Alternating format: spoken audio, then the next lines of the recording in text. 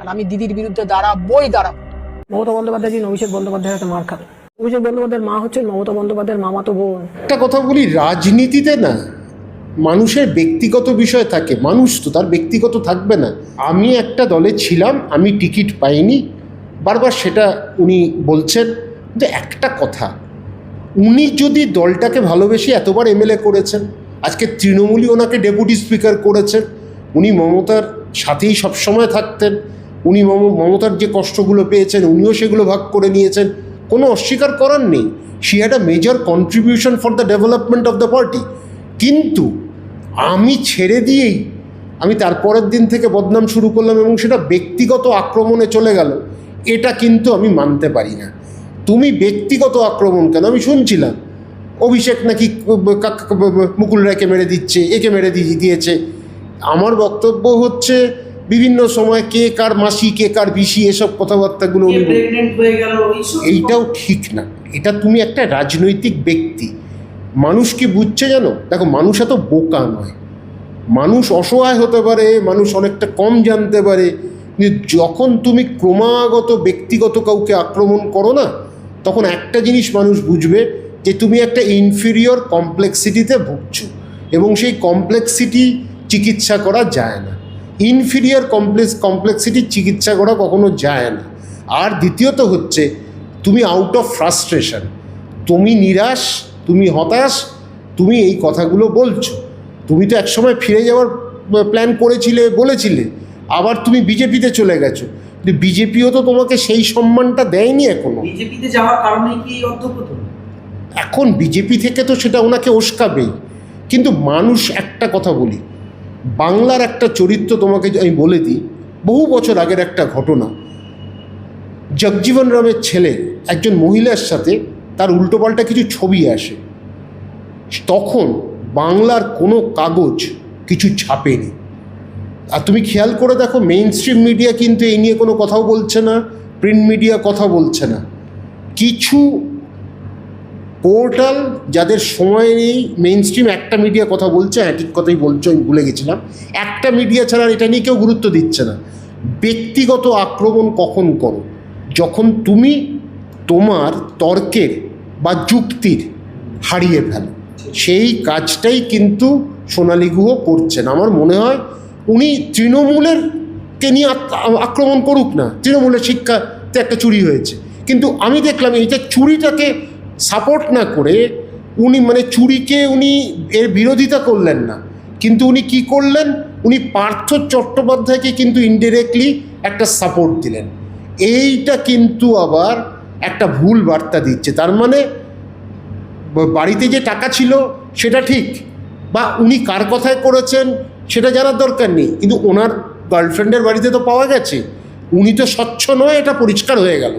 উনি কার কথায় করেছেন, কি করেছেন জানি না।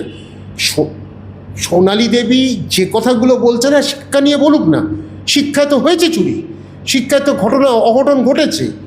এখন বর্তমান শিক্ষামন্ত্রী সে অনেস্ট, সেটা অন্য জিনিস, কিন্তু ঘটনাচক্রে একসময় শিক্ষার ক্ষেত্রে তো অনেক মানুষের চাকরি গেছে, এখনও চাকরিহারারা ঘুরছে।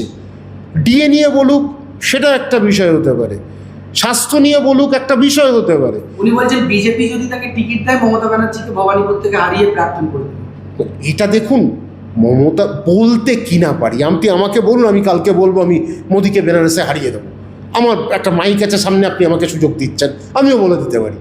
বাস্তবটা মানতে হবে। মমতা বন্দ্যোপাধ্যায় কিন্তু রাজনীতি করেছেন মার খেয়ে। যখন কংগ্রেসে বড় বড় নেতারা, তাবর নেতারা সিপিএমের কাছে মাখন খেয়েছে, তাদের ব্যবসা আরামে চলেছে, নিজেদের সিটগুলোতে সিপিএম খুব কম প্রার্থী দিত, খুব দুর্বল প্রার্থী দিত, তখন মমতা বন্দ্যোপাধ্যায় কিন্তু বুঝিয়ে ছেলেছিলেন যে বামেদের বিরুদ্ধে একটা মুখ আছে। 1990 সালে মমতা ব্যানার্জি মাথায় বাড়ি পড়েছিল, অন্যদের মাথায় কখনো বাড়ি পড়েনি। এটা বুঝতে হবে, মমতা বন্দ্যোপাধ্যায়ের কন্ট্রিবিউশন আছে। তৃণমূলের যথেষ্ট লুপহোলস আছে, খামতি আছে, এটা নিয়ে সন্দেহ নেই। কিন্তু আজকে যে একটা গার্বেজ তৈরি হয়েছিল 34 বছর ধরে, ওই গার্বেজ থেকে মানুষ মুক্তি পেয়েছিল 2011-তে মমতা বন্দ্যোপাধ্যায়ের লিডারশিপে, মানুষ সমর্থন করেছিল। এখন তার অধীনে যে সরকার চলছে, সেখানে কিন্তু কিছু কিছু ঘটনা আছে, কিছু অপ্রতুলতা আছে, কিছু জায়গায় মানুষ অকর্মণ্য হয়েছে, অকৃতকার্য হয়েছেন বেশ কিছু জায়গায়, কিন্তু সেইটা নিয়ে আমি অ্যাটাক করতে পারি, সেইটা নিয়ে আমি আক্রমণ করতে পারি। কিন্তু আমি ব্যক্তিগত যদি মানুষটাকে আক্রমণ করি না, এটা কিন্তু আমি খেলো হয়ে যাচ্ছি লোকের কাছে, লোকে হাসবে। ওই ভিডিওটা সোনালী গুহকে দেখিয়ে কি বলানো হচ্ছে? বলানো হলে লাভটা কি? এটা মানুষের কাছে যাবে?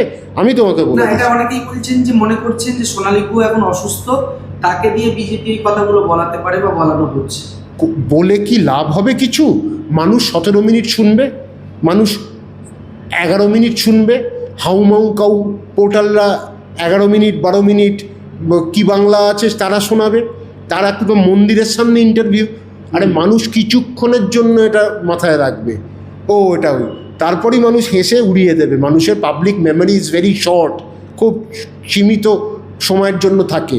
এইগুলো নিয়ে না কাজ করবে না। আমি তোমাকে বারবার বলছি, আমাদের ভারতবর্ষে পাপারাজির মতন কাগজ নয়। কিছু পোর্টাল তারা করছে, সেটা করছে, করুক, কিন্তু ভারতবর্ষের যদি মিডিয়া জগৎটাকে দেখো, তারা কিন্তু ব্রিটিশ বা আমেরিকার পাপারাজিদের মতো কাজ করে না, যে গার্লফ্রেন্ডের পেছনে ছুটতে থাকে, বয়ফ্রেন্ডের সাথে ছুটতে থাকে, এগুলো করে না। তো সাধারণত মিডিয়া কয়েকটা জায়গায় কিছু প্রচার হবে কিছুদিন, কিন্তু নির্বাচনটা যখন আসবে মানুষ কিন্তু বুঝবে যে কার কাছ থেকে আমি সুবিধাটা পাচ্ছি। একটা ভিডিও ফাঁস হয়েছে, আপনি দেখলেন, যেখানে বিজেপি কর্মী বলছে যে বোম মেরে বিজেপি জিততে হবে। এখন সেটা তো অত্যন্ত খারাপ জিনিস। দেখো, বিজেপি বোম মেরে জিতছে, বিজেপি কর্মীরা বলে দিচ্ছে, সেখানে আবার তাদের বড় একজন লিডার আছেন, তো নেত্রী আছেন, তো ঘটনাচক্রে তাকেই বলছে। তো যে যার জোর যেখানে সেখানে জোর খাটিয়েছে। যেদিন তৃণমূল পুরো আবার জোর পেয়ে যাবে, ওই জায়গায় তৃণমূল বোম মারবে। ভাই, বোম মারার ইতিহাসটা তো 67 সাল থেকে শুরু হয়েছে, নকশাল আমল থেকে। ওই সময় থেকেই বাংলার কিন্তু ক্ষতিটা হয়েছে। তারপরে সুন্দরভাবে 34 বছর বয়ে নিয়ে গেছে বামেরা, অস্বীকার করার নেই। তারপর বামেরা চলে যাওয়ার পর তৃণমূল সেটাকে শিখেছে। কিন্তু তৃণমূল ছাড়া প্রত্যেকটা দল এখন মনে করে রাজনীতিতে বোমাবাজিটা একটা অংশ। একটা কথা বলি, এটা আমাদের কিন্তু ভীষণ অভিশাপ। এই অভিশাপ আমাদের কিন্তু বাংলাকে বয়ে নিয়ে যেতে হচ্ছে, যে বাংলায় এক দফা নির্বাচন করা যায় না। অন্য জায়গায় হচ্ছে, অন্য রাজ্যে হচ্ছে, বাংলায় করা যাচ্ছে, কারণ বাংলায় ঝামেলা হবে। বাংলায় কি লোকের মারা যাবে? সেটা তো ঘটনা। পঞ্চায়েতে একবার 100-র ওপর লোকের মৃত্যু হলো। কিন্তু এটা কতদিন আর বাঙালিরা মানবে? ভাই, রাজনীতি আপনারা করুন, কেউ বিজেপি করুন, কেউ তৃণমূল করুন, কেউ কংগ্রেস করুন, কেউ সিপিএম করুন, শেষমেশ আমরা দিনের শেষে কিন্তু আমরা বাঙালি। এক বাঙালি আরেক বাঙালিকে কেন মারতে যাচ্ছি? আমাদের ঐক্য, আমাদের একতা, কারণ অবাঙালিদের দৌরাত্ম্য বাংলায় বাড়ছে। অবাঙালিরা এসে এখানে প্রার্থী হচ্ছে, এটা লজ্জার। অবাঙালিরা রাজ্যসভায় যাচ্ছে, অবাঙালিরা লোকসভার প্রার্থী হচ্ছে, বিজেপি টেনে আনছে, তৃণমূল টেনে আনছে। তো ঘটনাচক্র হচ্ছে বাঙালির মানে শিক্ষা, বাঙালির সংস্কৃতি তো এটা ছিল না। এই অপসংস্কৃতিগুলো অবাঙালিদের আনা, সেগুলো আমরা শিখছি।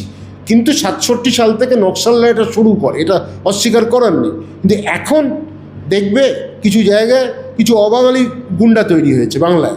তারা এইসবগুলো আরও বেশি মানে এই বিষয়গুলোকে প্রাধান্য দেয়, এই বিষয়গুলোর ওপর জোর দেয়। কারণ বাইরে বিহার, ইউপিতে তুমি দেখবে জেল থেকে এমপি হচ্ছে, এমএলএ হচ্ছে। আমাদের এখনও পর্যন্ত সেরকম অবস্থায় আমরা পৌঁছইনি, কিন্তু যে অবস্থায় যাচ্ছে তাতে বেশি দিন আর নেই। কিন্তু একটা কথা আমাদের বাঙালিকে বুঝতে হবে, যে এক বাঙালি আরেক বাঙালিকে কেন বোম মেরে মারবো, কেন গুলি করব, কেন মারধর করব? সে তার রাজনৈতিক বক্তব্য থাকতে পারে, এটা তো ডেমোক্রেসি। এই ডেমোক্রেসিকে এই গণতন্ত্রকে, আমাদের সবথেকে বড় মন্ত্রটা হচ্ছে আমাদের গণতন্ত্র। এই গণতন্ত্রকে আমাদের আরও শক্তিশালী করতে হবে। যে যার দল করুক, যে যার মনে ওই করুক, ইচ্ছেতে করেছে সে, এটা তার ইচ্ছে। কিন্তু সেখানে জোর জবরদস্তি বোমাবাজি করে কিন্তু বেশি দিন কাটানো যায় না। সিপিএম যখন গেল তখন এই বোমাবাজির জোরে যেতে পারেনি। মানুষ একত্রিত হয়েছে, তখন কোনো মেশিনারি কাজ করবে না, উল্টো হয়ে যাবে। তো এই জিনিসটা কিন্তু ভাববার বিষয়, এই বিষয়টা নিয়ে চিন্তা করার বিষয়। বাংলায় ভোট হোক, এক দফাতে হোক, কোনো যেন রক্তপাত না হয়, শান্তিপূর্ণ ভোট হোক, যেন কোনো কাউকে ব্যালট পেপার গিলে খিদে না মেটাতে দেখি, কেউ ব্যালট পেপার নিয়ে ম্যারাথন 100 মিটার দৌড়তে না দেখি। এইগুলো কিন্তু ভাবতে হবে। বাংলার চিত্রটা আরও পরিষ্কার করতে হবে, স্বচ্ছ করতে হবে এবং শান্তিপূর্ণ একটা পরিস্থিতি আবহাওয়া তৈরি করতে হবে, যাতে ভবিষ্যতে আমরা এটা নিয়ে গর্ব করতে পারি যে বাংলাতেও রক্তপাতহীন ভোট হয়।